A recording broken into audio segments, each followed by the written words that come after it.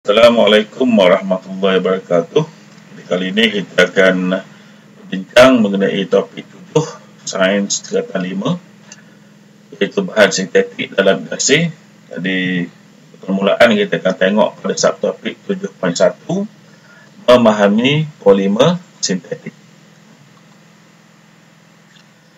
Yang pertama, maksud polimer sintetik ialah polimer yang dihasilkan daripada monomer buatan manusia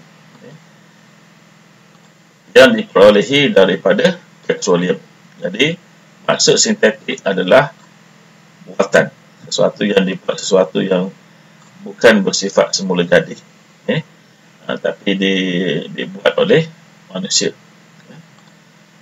Okey, contoh untuk polimer sintetik yang pertama, yang ini biasa kita lihat adalah plastik. Plastik dibuat daripada bahan petroleum. Yang kedua, kita ada kain sintetik, contohnya rayon, nylon dan sebagainya. Kemudian kita ada getah sintetik.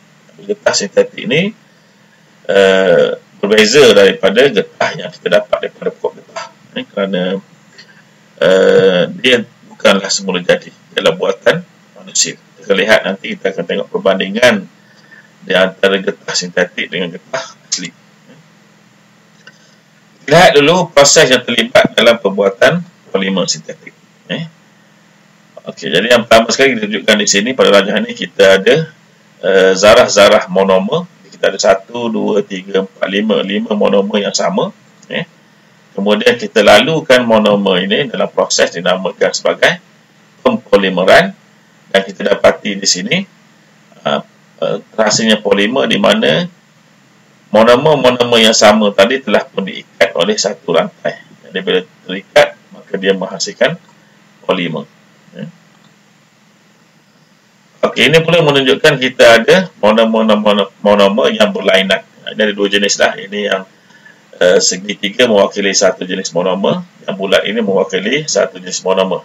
Kemudian kita lakukan proses pempolimeran dan kita menghasilkan satu ikatan yang diikat dengan satu rantai.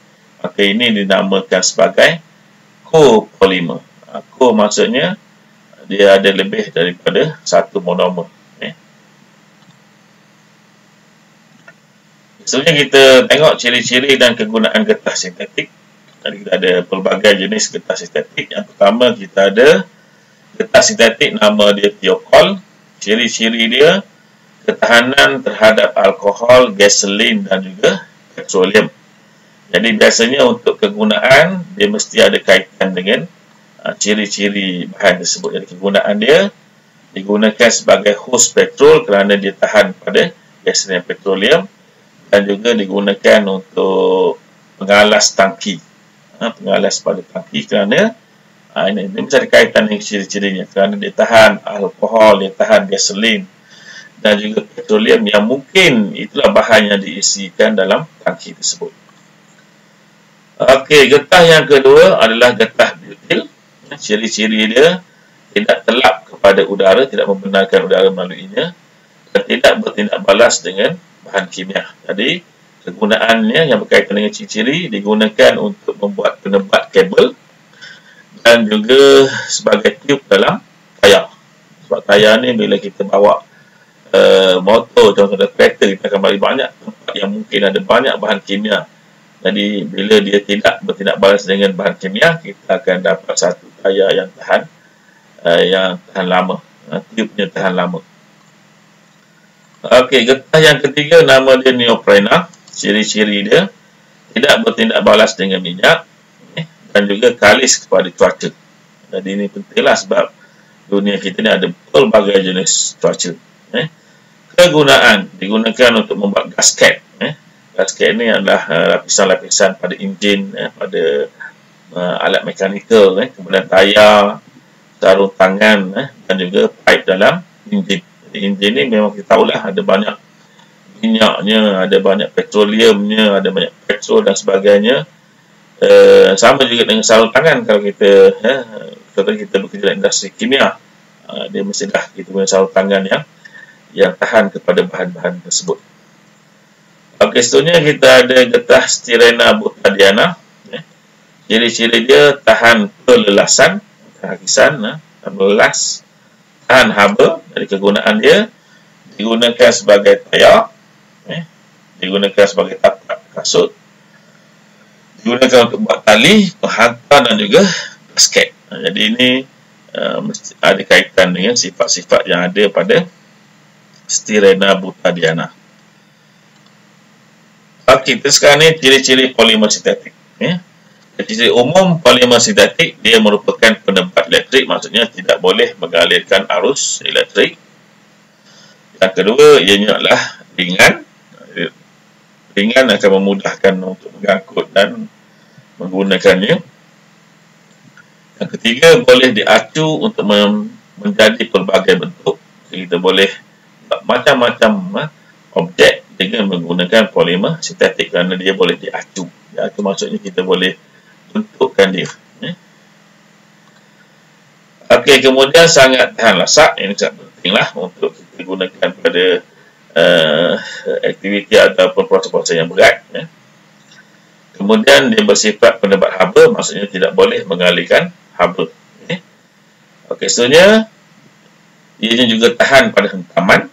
Ini sesuailah digunakan dalam industri pengangkutan dan sebagainya. Selamat dan juga bersih. Dan ianya tahan kepada bahan kimia. Jadi itu antara ciri-ciri umum polimer sintetik. Sekarang kita tengok perbandingan antara getah sintetik dan getah asli. Jadi persamaannya, kedua-duanya adalah polimer. Getah asli sebenarnya dia adalah senyawa protein. Protein merupakan polimer. Polimer semula jadi. Dan kedua-duanya boleh dibulkankan untuk menjadikannya lebih kuat. Proses pembulkanan melibatkan proses pemanasan bersama dengan sulfur. Sulfur ini akan menghasilkan ikatan rangkai silang di antara laju-laju polimer-polimer sama ada pada getah sintetik atau getah asli. Okey, untuk getah sintetik, ketahanan terhadap habanya adalah kuat. Manakala untuk getah asli, ketahanan habanya adalah lemah. Getah asli bila kita panaskan dia cepat cair. Itu yang asli, tidak melalui proses pembulkanan. Okey, getah sintetik sebenarnya perbezaan dia berbanding getah asli adalah kita tengok dari segi dia merupakan penebat haba elektrik yang lebih baik jika dibandingkan dengan getah asli.